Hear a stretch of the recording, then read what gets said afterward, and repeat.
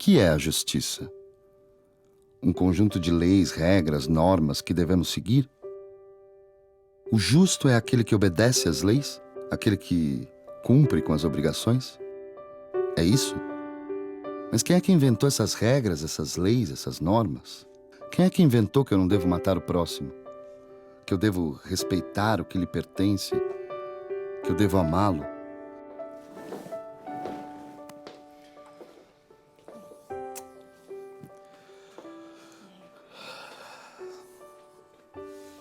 Amar o próximo, fazer o que é certo, cumprir com a minha obrigação.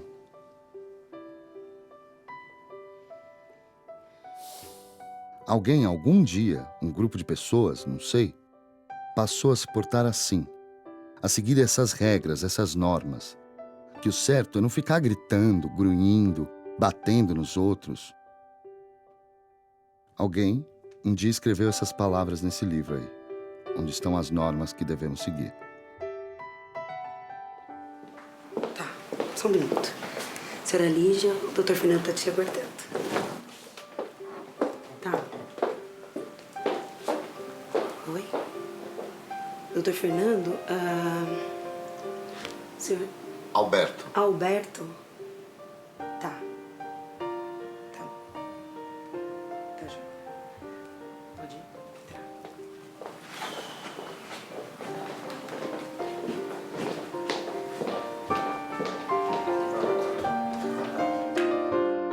Justiça, poderíamos dizer numa palavra, é o respeito que devemos ter para com o nosso próximo, o nosso semelhante, em tudo aquilo que é direito dele e não querermos arrancar o seu direito em benefício de nós próprios.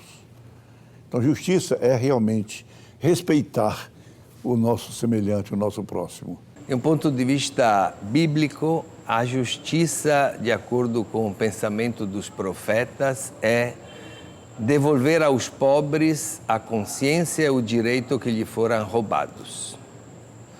O que é diferente de dar a cada um o que é seu, né? Porque aí entra dentro o conceito de propriedade privada e propriedade particular, que nem sempre corresponde à justiça, não é? Porque muitas vezes as grandes fortunas foram criadas através de formas de corrupção, de exploração, de matanças, de guerras e de coisas desse tipo. Portanto, a gente sempre tem que se perguntar o que é. É a busca da igualdade de oportunidades numa sociedade. Os gregos tinham uma palavra que é isonomia, igualdade perante a lei. Igualdade perante a lei é igualdade de oportunidades dentro de uma sociedade, apesar da diversidade das funções, da diversidade dos trabalhos com os quais as pessoas se ocupam. Então, essa ideia da justiça também ser alguma coisa que está relacionada com a ideia de solidariedade, de fraternidade, né? E, basicamente, eu penso que a justiça deveria ser essa, não sei se é, né? E onde foi? Talvez seja um ideal, um ideal que você busca atingir, mas não atinge. Uma coisa é a lei, outra coisa é a justiça. Uma coisa é o aparato legal todinho, outra coisa é essa busca por essa utopia, que na verdade significaria distribuir as coisas de acordo com um conceito de parcimônia, de harmonia universal, de entendimento humano, feita exatamente por quem faz o desentendimento, que é o ser humano. Então, a justiça traz uma contradição dentro dela. É a utopia buscada por aqueles que construíram a controvérsia. Por isso que eu vou dizer para vocês o seguinte: a justiça nunca vai existir. Nós nunca vamos poder dizer assim, olha, estamos com a justiça. Não. Justiça é algo que vem de dentro, ou seja, o ser humano tem que ter aquele senso de honestidade e um senso de integridade. Por exemplo, ele encontrou algo que ele achou na rua, um dinheiro, por exemplo. Esse dinheiro estava dentro de uma carteira que tinha nome. Então, para ele ser justo, ele deve devolver aquele dinheiro. Se ele encontra um dinheiro que não tem nome, bom, aí tem que ser dele, porque aquele que perdeu já se resignou pela sua perda. E se ele for tentar procurar o dono, pode aparecer vários donos, e ele nunca vai saber quem é o dono verdadeiro. Mas se tiver nome, então o justo é justamente pela sua clareza de atitude, tá certo? Perante o seu semelhante. Os romanos, então, que estruturaram tão bem a questão do direito, né? Até hoje a gente estuda o direito romano como base da ideia de justiça. Quando eles encontraram com os bárbaros vikings, nórdicos, da invasão dos bárbaros, eles estavam bem horrorizados com a situação, porque eles eram baseados numa moral completamente diferente da moral romana. O conceito de guerra para um romano, você tinha as fileiras organizadas, você confrontava com o exército do inimigo, você levava bandeiras, você anunciava a sua presença com clarins, né? Os bárbaros não, eles atacavam sem todo esse protocolo, e eles tinham uma fúria especial no ataque, os germânicos, por exemplo, porque, do ponto de vista nórdico, só teria direito ao Valhalla, que seria o paraíso deles, né, aquele homem que morresse em batalha. Se ele morresse de velhice, de doença em casa, ele não tinha direito a essa vida pós-morte. Ele só teria direito a esse paraíso morrendo em batalha. Então, se ele morresse, era melhor ainda. Então, eles atacavam de uma forma muito agressiva, que deixavam os romanos bastante chocados, né? Enfim, só para dar um exemplo de como a moral e a ideia mítica e religiosa embasa a atitude, a forma como a sociedade existe. E, em decorrência, claro, a ideia de leis e de julgamento. Qualquer pessoa, pode ser a pessoa mais ignorante, qualquer pessoa, certamente tem essa noção do que é justo e do que é justo. Isso faz parte, é uma parte intrínseca da grande natureza, dessa natureza original que habita dentro de nós. Veja só, estou falando da lei de Deus, não das leis das igrejas.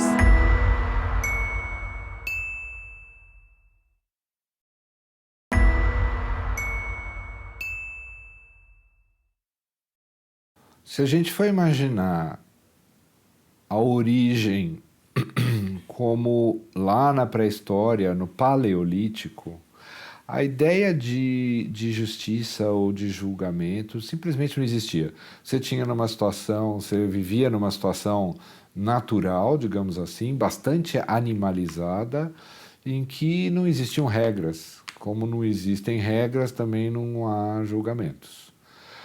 Num segundo momento, no Neolítico, quando começa a aparecer então a cultura agrícola e você tem uma estruturação um pouco maior da sociedade, era uma sociedade matriarcal, regida então pela sacerdotisa, então você tem uma visão religiosa que permeia toda essa sociedade.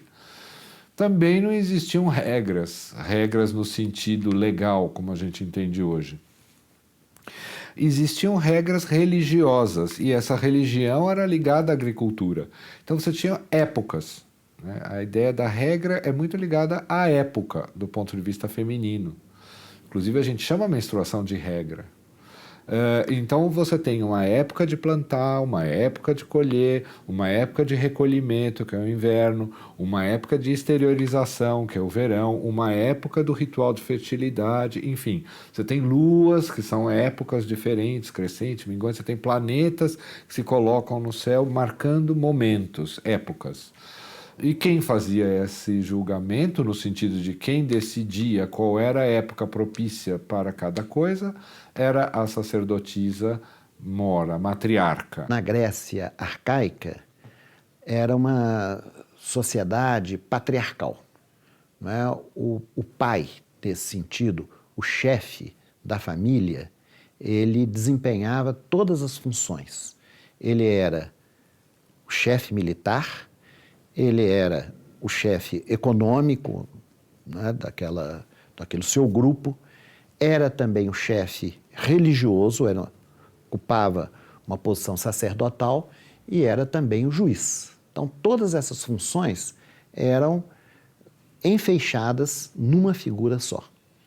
Com o desenvolvimento da sociedade, da cultura grega, não é, uma série de profundas transformações foram se realizando, não sem conflitos, conflitos de terra, conflitos em relação à posse da terra, à escravidão por dívidas, né? Camponeses que ficavam devendo aos seus senhores e se tornavam escravos. Então, todos esses conflitos sociais produziram o surgimento de novas instituições. E uma das instituições que vai surgir daí vai ser, né, a instituição judiciária, ou seja, um grupo de pessoas que passa a ter, né, a função específica de administrar a justiça. Como a origem lá no Neolítico das regras era religiosa, ligada à natureza, essas novas regras artificiais, portanto não naturais, também continuavam sendo religiosas. Você tem que obedecer à lei, porque senão você vai sofrer a cólera dos deuses, né? Os deuses vão se revoltar, os deuses vão punir ou a sociedade inteira ou o indivíduo. Então, é preferível que só o indivíduo seja punido e não a sociedade como um todo. Se a sociedade for conivente com aquela situação pecaminosa, digamos assim, que vai contra a regra, a sociedade como um todo pode ser punida. Então, é preferível punir o indivíduo. Essa é a ideia básica da ideia da justiça ligada à religião. Não só a justiça divina, mas através da interferência humana representando esse Deus. O Código Moral e Ético do Judaísmo é o que é baseado nas leis escritas, tá certo? Conhecido como Torá. A gente sai do Egito na época do faraó Ramsés, atravessamos lá o Mar Vermelho, chegamos até o Monte Sinai, na Península do Sinai, e lá Deus entrega, que seria o código das leis, o código de ética do povo de Israel, que na verdade é um código universal, que serve não só para um específico povo, e sim para toda a humanidade. São as relações entre cada um e seu semelhante, relações entre o ser humano e a terra em que ele vive, e relações entre o homem e o próprio Deus.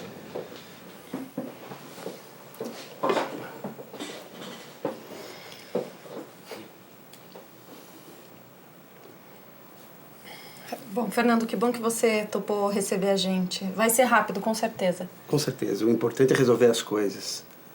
Bom, pelo que eu percebi, não tem questões de posse. Isso facilita tudo. Sim. Com certeza a gente não tem nada para dividir. O problema é quando o casal tem muita coisa para dividir, né? Correto, não tenha dúvida. Bom, eu vou ser um pouco precipitado, mas eu prefiro. Vamos direto ao centro. A criança, vamos ver? Isso, a Alice. Bom, Alberto, vamos ser sinceros. Você sabia que na Inglaterra não existe uma constituição escrita? Porque lá eles não precisam disso. Eles têm ali as leis dos costumes. É uma tradição. Já aqui no Brasil é diferente. Nós temos uma Constituição imensa, escrita, cheia de leis, mas ninguém segue nada. É ou não é? Então, aqui no Brasil, na nossa sociedade, falando a verdade, a questão do costume é muito importante. Não vou dizer que é a coisa mais importante, mas ela é significativa por quê? Porque é o que fica. Então, é muito importante que todos ficamos aqui satisfeitos. Tá? Então, é o que eu sempre digo, quando é justo para todo mundo fica satisfeito. Como é que vai a dinâmica da Alice? Bom, ela tá morando comigo. Tá, sim. Em Curitiba. Bom, eu moro em Curitiba. Passou a morar. Sim, eu moro lá. Agora, mas antes não morava, né? Faz 1 ano. 1 ano? Sim, faz quase 1 ano.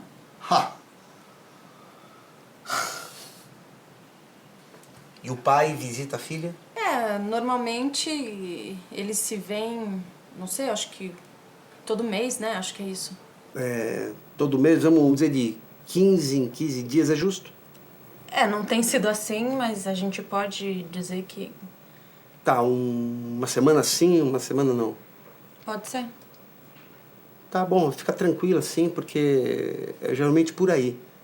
Sabia que 80, 90% dos casos geralmente é por esse caminho. A criança fica com a mãe, o pai visita de fim de semana, ela cresce e quando vocês percebem ela está na faculdade. Que? Bom, a visita de 15 em 15 dias, quinzenal, tá? A guarda fica com a mãe e, como eu ia dizendo, né? Na cidade, toda criança quer ficar com a mãe, não quer? Como que eu disse? É o costume. Não, espera aí. Agora há pouco você estava perguntando pra gente como é que estava a situação com a Alice. E de repente a gente já pulou e já está indo para uma decisão totalmente justa, né? O que vocês estão me olhando com essas caras aí? Hein?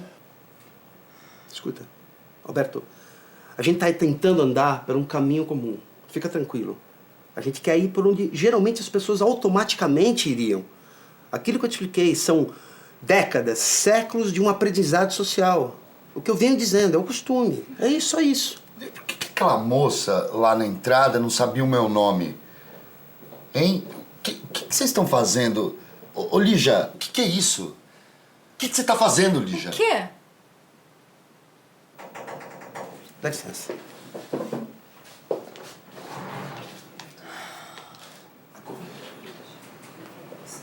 Bom, fala que eu tô indo, tá? Gente, eu vou ter que atender um telefonema que eu já estou esperando, aguardando algum tempo. Eu vou atender lá fora, eu já volto, tá? Dá licença.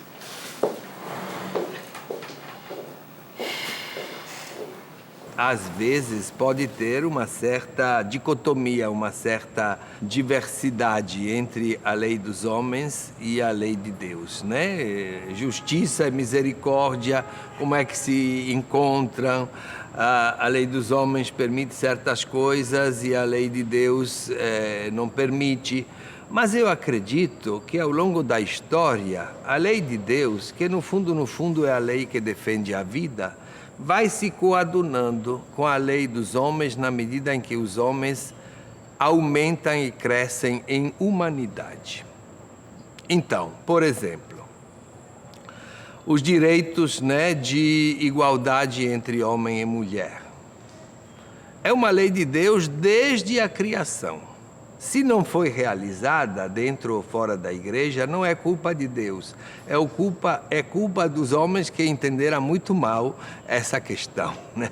E os machos que quiseram aplicar a dominação patriarcalista de uma sociedade fundamentada sobre a primazia do macho sobre a mulher. A separação completa de religião e do direito, que é o famoso Estado laico, a bem da verdade a gente ainda não conseguiu, né? Então, assim, quando foi que deixou de haver um julgamento pela religião? Eu diria nunca, ainda continua existindo. Mesmo quando você tem vários estados que não são laicos hoje em dia, e mesmo quando você tem um que é laico, ele é, querendo ou não, embasado numa moral que tem origem numa visão mitológica ou religiosa. Por exemplo, a ideia do casamento monogâmico que nós temos aqui, ela é embasada numa visão religiosa. A gente não aceita um casamento poligâmico, por exemplo, por uma questão totalmente moral e não propriamente de direito, de uma questão ética, lógica. Quando há uma diversidade entre a lei de Deus e a lei dos homens, tem que ver onde é que a lei dos homens tem que ser melhorada e modificada. Veja só, estou falando da lei de Deus, não das leis das igrejas. Porque as leis das igrejas muitas vezes também são leis determinadas por situações culturais diferentes, né? As pessoas têm uma visão muito ingênua do Estado, da religião no direito. Então ficam brigando se tem crucifixo na parede do fórum. Não estão brigando pelo nada, cara. O problema não é o crucifixo na parede.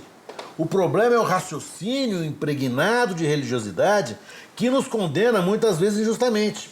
Ainda hoje a gente tem no Brasil, por exemplo, como base os 10 mandamentos. Isso todo mundo tem isso na cabeça, mesmo que seja ateu, mesmo que se considere laico, querendo ou não, segue os 10 mandamentos. Você vai achar que roubar é errado.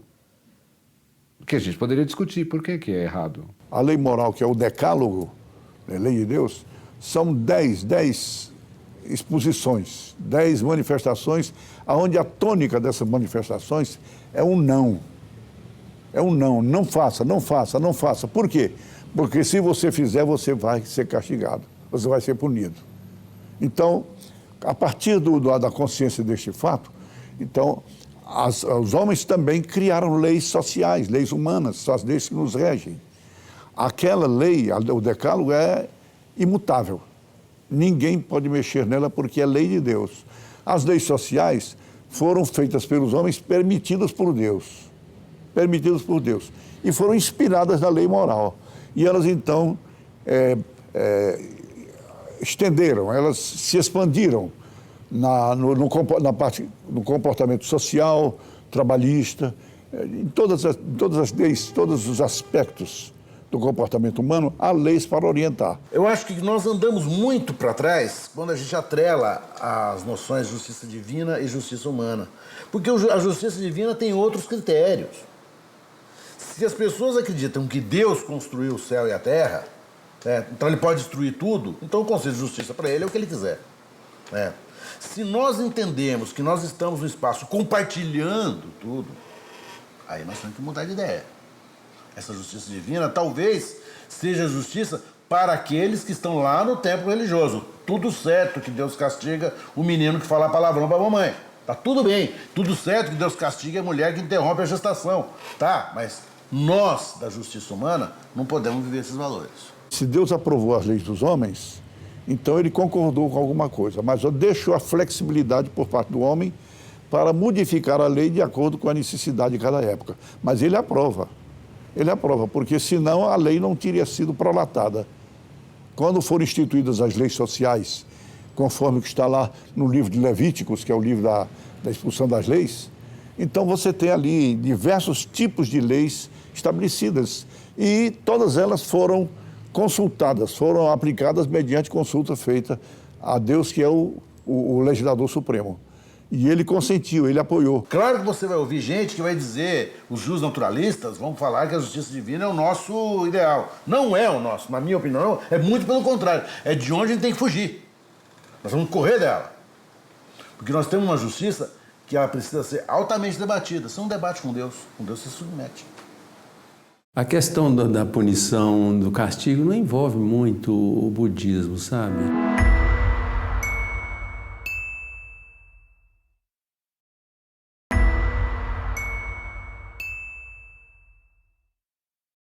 O homem justo é aquele homem preocupado, tá certo, em ser uma pessoa honesta e nessa honestidade saber que ele pode às vezes até causar danos ao outro, mas às vezes danos que ele não tem intenção de causar e percebendo que está causando esse dano, tentar reparar isso que ele está fazendo. A diferença do justo e do injusto você tem que estabelecer de duas formas. O que é justo para mim ou injusto para mim. Injusto para mim sempre será tudo aquilo que me desagradar. Por exemplo, meu carro é penhorado. Eu tenho que pagar pensão. Eu tenho que dividir os bens. A minha liberdade foi sacrificada. Isso para mim é injusto. É profundamente injusto. Olha, fui eu que trabalhei. O suor que deu. Porque o nosso conceito de justiça pessoal, nós trabalhamos muito com aquele conceito do que eu fiz. É muito individualista. Num patamar mais assim, vamos dizer, de uma visão panorâmica, externa, certo? Justo é aquilo que de alguma forma consegue satisfazer o sentimento de justiça ferido daquela comunidade naquele momento histórico. Por exemplo, Tiradentes foi esquartejado. Foi justo na época, certo? Porque qual era a justiça na época? Era a justiça imposta pela colônia, pela coroa em relação à colônia.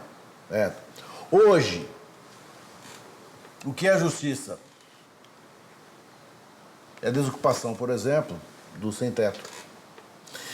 Se isso agride algum setor da comunidade, satisfaz outro setor da comunidade. O que é justo hoje, nós podemos dizer assim, é aquilo que atende ao espírito da lei, o que não é resposta. Estou te dando uma resposta que não é resposta. Por quê? Porque você vai ter que chegar ao que é o espírito. É uma conversa sem fim. Na verdade, justo é aquilo que é assim imposto. Por quem tem a força de imposição. É isso. Essa é a verdadeira justiça. Se você não é o mais esperto, já era. Vêm os outros e te passam para trás, sem nenhuma dó. A justiça é um tipo de instrumento mesmo, uma coisa que as pessoas usam para te fazerem um mal, um tipo de arma. O que foi, Alberto? Que? Nada. Nada? Você viu o jeito absurdo que você falou com ele? Ele tá fazendo um favor. Com certeza ele deve estar fazendo um favor para você mesmo. Quê? Ah lá, Lígia. Meu Deus, que vergonha. A gente tá vindo aqui de graça. De graça? Porque, com certeza, deve ser muito caro isso que ele tá fazendo. Que showzinho é esse? Hã? E esse negócio de Curitiba agora? O que eu posso fazer se você foi lá pra isso? O quê? Lígia, você foi pra lá pra me castigar. E agora, de novo, você tá me trazendo aqui pra me castigar. Eu não sei por que você me odeia tanto. Nossa. Passa pela tua cabeça que as decisões que eu tomo na minha vida não são pra te punir, mas porque fazem melhor pra mim? Com licença.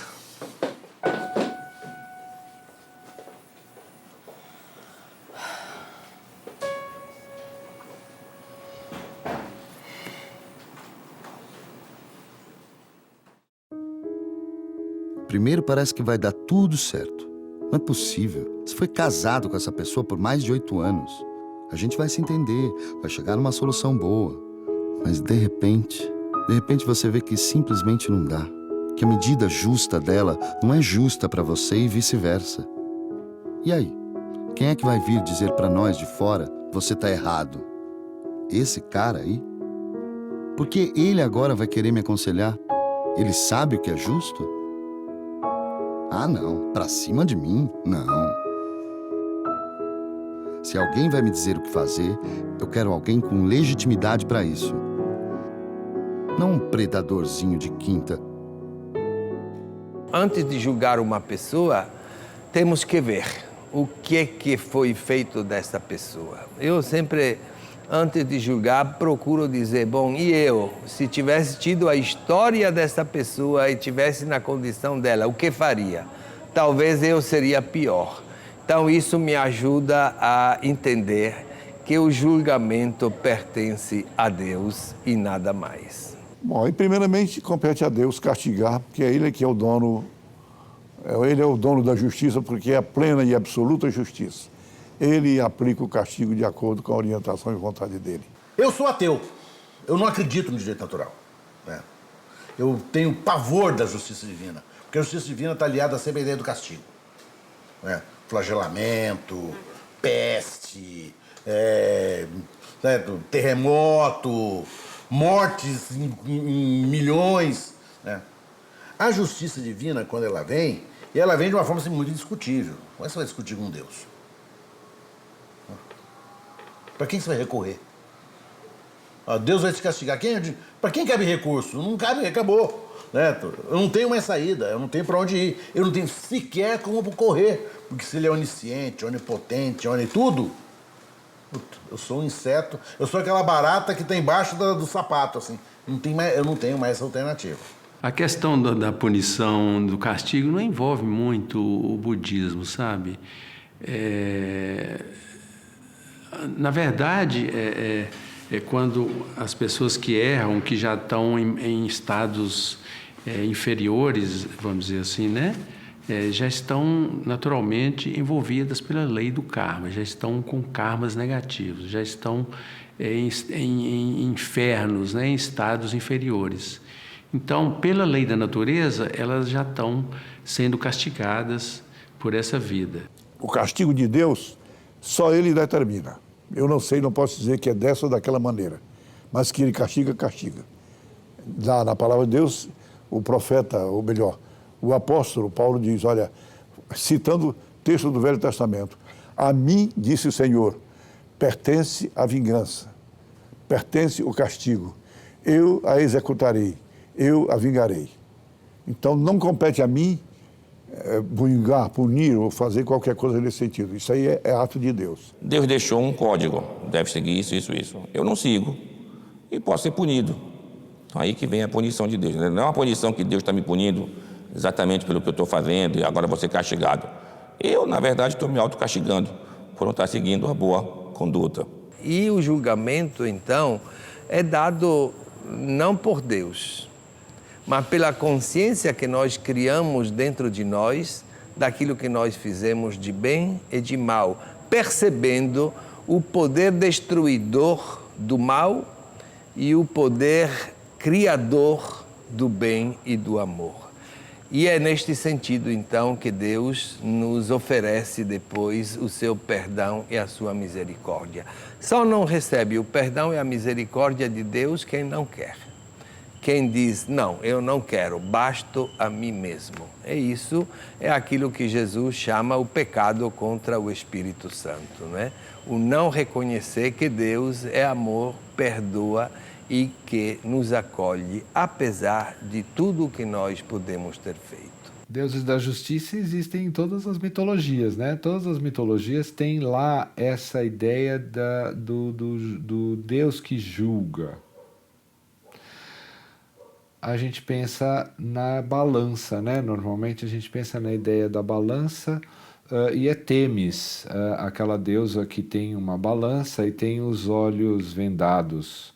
Ela tem os olhos vendados porque ela julga a partir do peso de cada ação e não do autor da ação. Não interessa quem fez, interessa o fato que foi feito para ser julgado. Que é a justiça romana, que é um reflexo então de Temis, a ideia da justiça grega. Mas de onde veio essa balança? A balança, ela vem de uma mitologia mais antiga, que é da mitologia egípcia. No livro egípcio dos mortos, em que eles narram os acontecimentos que acontecem com o morto depois da morte, eles chegam a um ponto em que o morto vai ter que ser julgado e o seu coração vai ser pesado pelos deuses, né?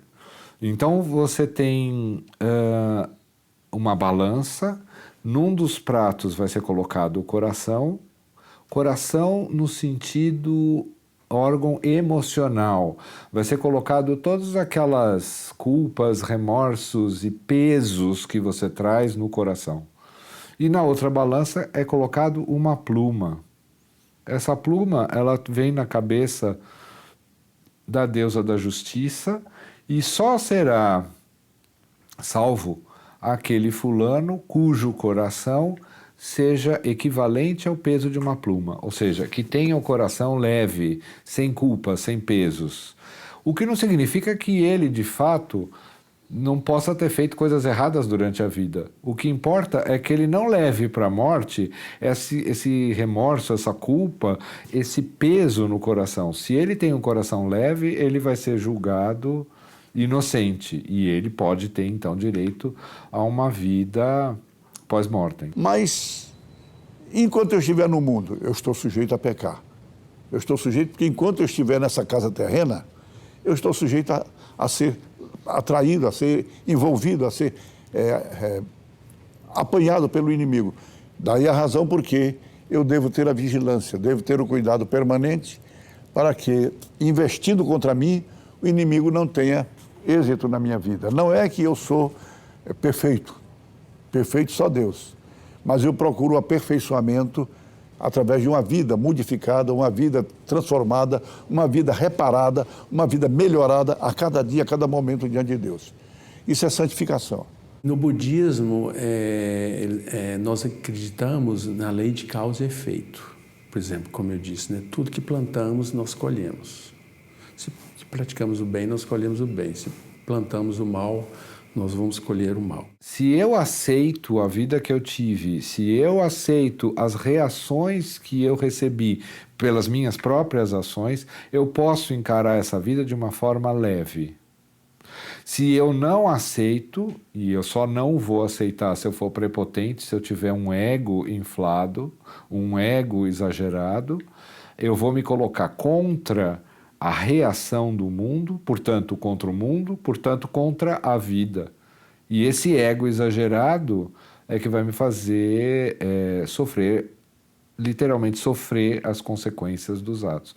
Enfim, a ideia da justiça, esse é o que eles chamam no ocultismo de governo oculto do mundo. a ideia de que o karma se autorregula e de que eu não preciso intervir nesse processo, em que cada pessoa é o próprio juiz. É claro que, naturalmente, pelas leis divinas, a lei do karma irá punir essas pessoas, pode ficar por longos tempos sem ter a luz. Algumas pessoas entendem karma como assim, você fez errado, vai ser punido. E não é assim, na verdade. Karma é a ideia de ação e reação, causa e consequência. Atualmente, para mim, quando eu faço alguma coisa que não foi correta, o resultado vem rápido, sabe? E existem 3 tipos das reações que podem ocorrer devido a esse mal, dessa causação, né? Então, seria aqueles que vêm rápido, quase que instantâneo na hora. O resultado pode vir durante esta vida, no budismo se acredita assim, ou então em próximas vidas também, se diz isso também, que pode vir o resultado desses atos que praticamos em determinado momento nessa vida. Então nós temos que lutar para não cairmos em tentação. Por isso é que Jesus adverte: olha, tenham cuidado para vocês não caírem em tentação, porque na realidade o espírito de vocês é forte, mas vocês são carne e a carne é fraca. O perdão é tão difícil de dar e tão difícil de receber, né?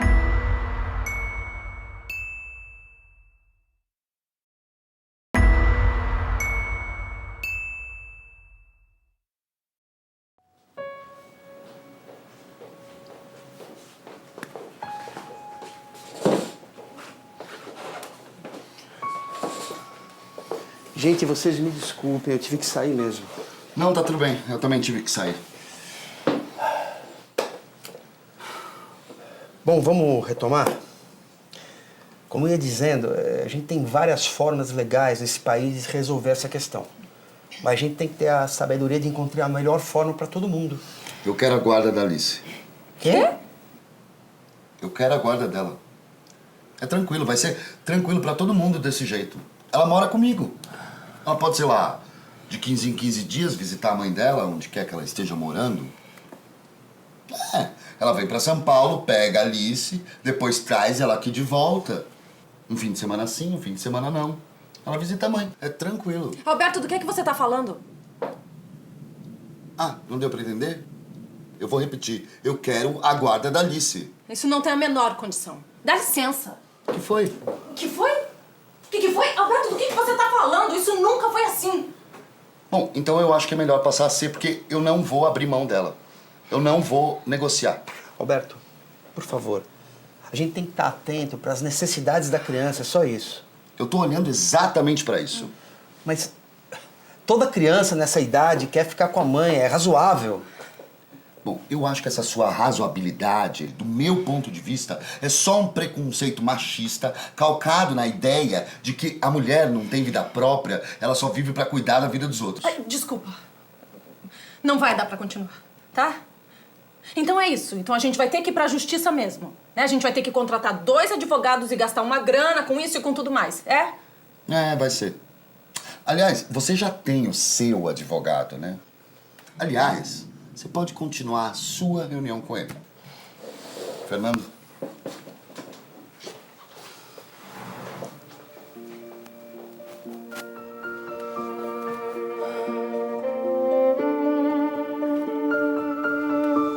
Na verdade, o perdão é extremamente difícil, porque o perdão exige não o esquecimento. Perdoar não significa necessariamente esquecer. Né? Quando nós somos ofendidos, essas ofensas costumam reverberar em nós durante muito tempo. A gente vê isso de maneira muito clara, tanto na vida amorosa como na vida profissional. Um colega que te distrata publicamente, né, esse sofrimento que ele te produz, essa humilhação que ele te produz, fica reverberando, às vezes, anos. E você não o perdoa. Né? Depois, às vezes, de 2 anos, 3 anos, você fala assim, não, vou dar o troco. Né?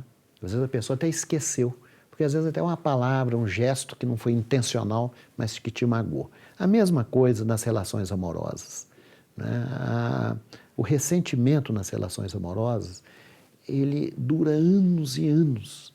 Né? Então a gente vê, às vezes, casais em que acontecimentos de 10 anos atrás, 12 anos atrás, eles são atuantes hoje, tantos anos depois, como se tivessem acontecido ontem. Né? Então não se trata de perdoar no sentido de esquecer, mas é um outro lembrar. É um lembrar, né, em que você não se coloca mais como centro absoluto. A compaixão é uma compaixão sem limites, não existe algo que não tenha perdão. Por exemplo, no Japão, no Zen budismo, por exemplo, eles fazem cerimônias e para pessoas que suicidam, que perdem, destroem sua própria vida, né? Quer dizer, nada mais é que uma grande compaixão que mesmo as pessoas que perdem a sua vida, eles têm o direito ainda de serem salvos. Então, assim, no budismo não existe essa noção, esse ego, porque por trás disso eu acho que tem um ego de castigo, de punição, em cima desse pensamento de querer castigar as pessoas por algo que cometeu. Não, na verdade, se há o perdão realmente total, por trás disso não haveria esse ego de querer punir. Só há punição quando não há um perdão. Não existe nada que não mereça o perdão. Tudo merece o perdão.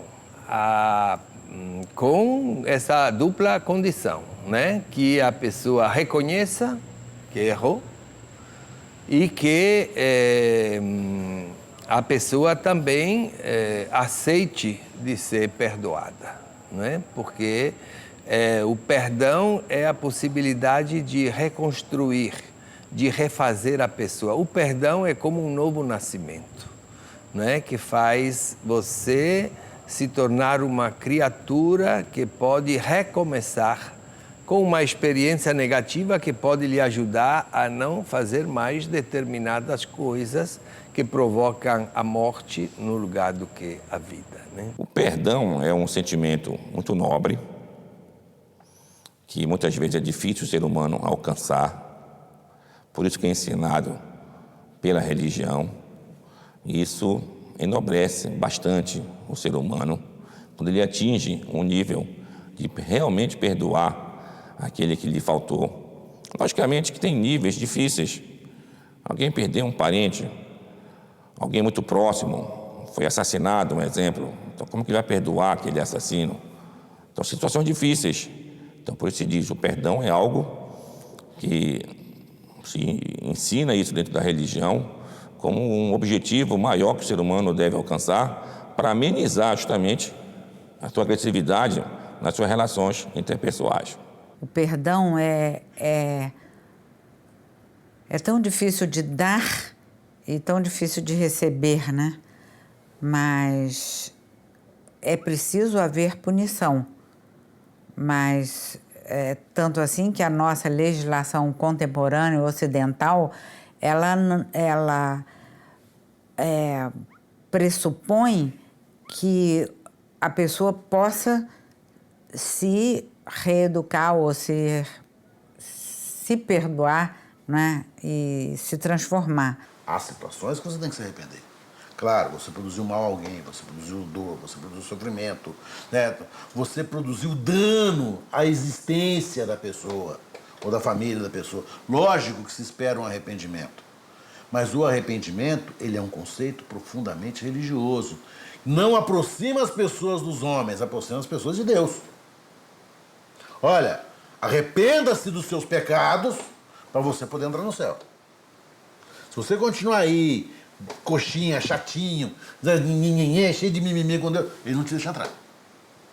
Deus não tem muita conversa com ele. Né? Agora, o arrependimento enquanto da justiça humana, que é muito cobrado pelos tribunais, erradamente, né? É esse conceito da pessoa assim, eu me arrependi das consequências da prática criminosa que eu fiz.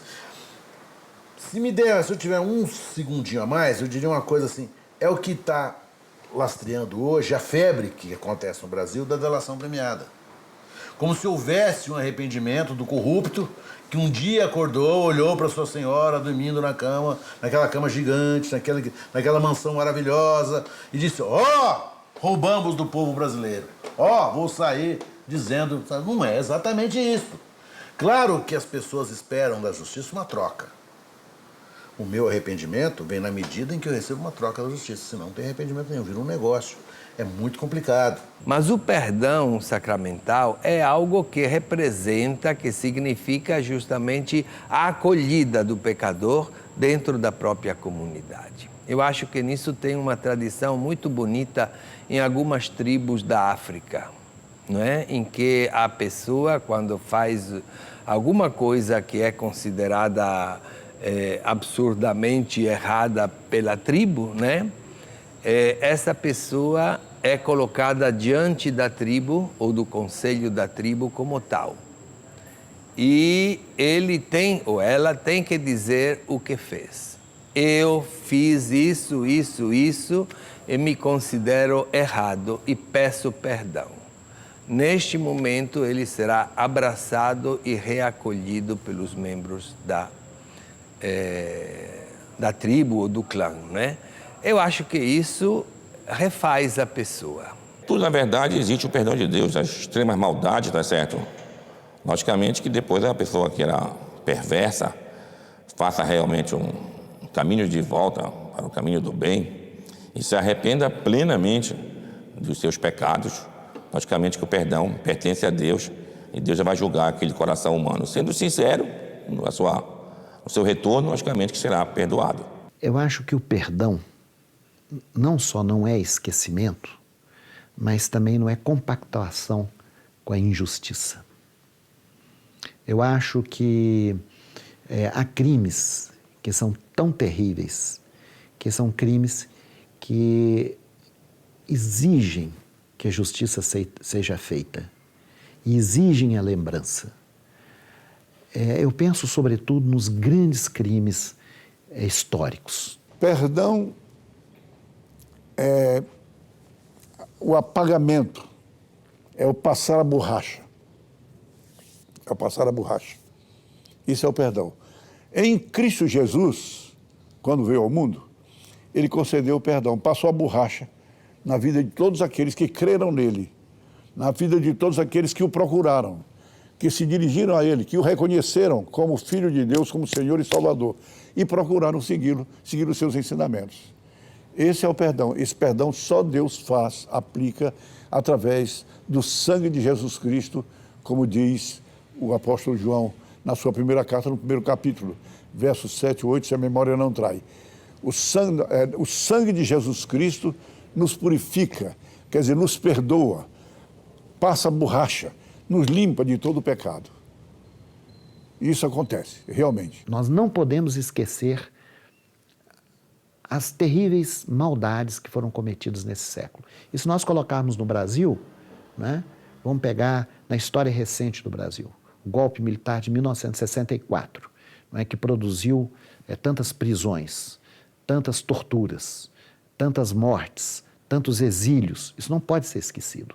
Nós temos o dever de lembrar. Se perdoar é jogar um pano por cima, né, e dizer, não, vamos esquecer, isso já passou, então nós não devemos perdoar. Nós temos que lembrar para que não volte a ocorrer. E nós temos que buscar a justiça. Em relação a esses crimes, por exemplo, no Brasil, a meu ver, não foi feita a justiça. Agora, o tempo já passou, muitos desses agentes da repressão já morreram e já, vamos dizer, os crimes que eles cometeram já ficaram, né, impunes. Então, nós temos que buscar a justiça. Agora, perdoar é apostar, nesse caso, no futuro. A reconciliação, por exemplo, qual o perdão que, por exemplo, o nazismo pode ter? O perdão é a reconciliação do povo alemão consigo mesmo e dos outros povos com o povo alemão que viveu o nazismo. E se alguém pode perdoar mais profundamente, e aí sim, né, que seria um perdão, é a vítima. A vítima é a que perdoa. Então os judeus podem talvez perdoar, talvez, né? Não esquecer, não abdicar da justiça, mas perdoar. As vítimas podem perdoar, só as vítimas. Eu não tenho direito, por exemplo, de perdoar um nazista. Eu não tenho direito, por exemplo, de perdoar também, né, os crimes cometidos por Stalin, porque eu não sofri. Eu não tenho direito de perdoar um torturador, porque eu não fui torturado. Então eu não tenho esse direito ao perdão. Agora, quem foi torturado, quem foi prisioneiro, né, quem foi massacrado, talvez tenha, né, a força do perdão. Mas o perdão jamais pode ser esquecimento e compactuação com a injustiça. Talvez a justiça seja isso. Não aceitar simplesmente aquilo que é justo,